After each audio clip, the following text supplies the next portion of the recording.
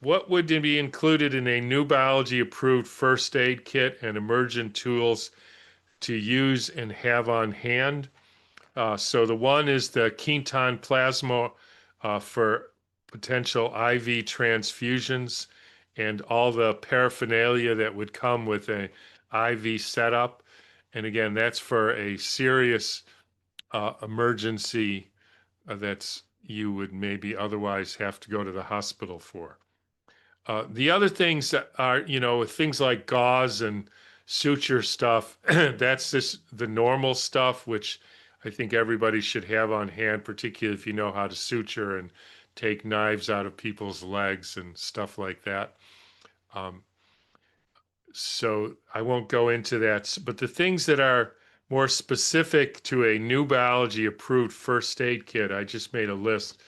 One would be something like clay or diatomaceous earth that I would use to make poultices on for wounds or insect bites or so-called dirty wounds. So if you get bitten or stabbed and there's all kinds of dirt in it, we use clay poultices and diatomaceous earth, and Linda makes them and puts some other herbs in there.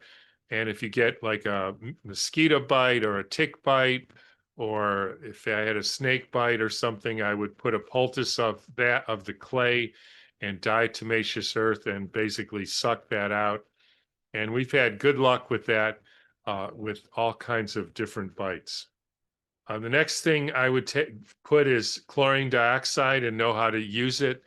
And I would probably, if you're thinking you need to have a real emergency, like do something in the next half an hour, once a month, I would make up a CDS solution and put it in the closet in a glass jar that's colored glass, like brown or blue glass, so it doesn't degrade in the light. Otherwise, you're going to have to wait 24 hours to mix up a new solution. And so that would delay being able to use it. So that's pretty much what I do. I always have a jar of chlorine dioxide solution in the cupboard, which I could use at a moment's notice. And basically, you use chlorine dioxide solution, and we have forms on how to do that. And I've given webinars on how to do that. That anything that than normal medicine you call an infection, that's when I would use the chlorine dioxide. And again, to me, it's not killing any germs and certainly not killing any viruses that don't exist or any parasites.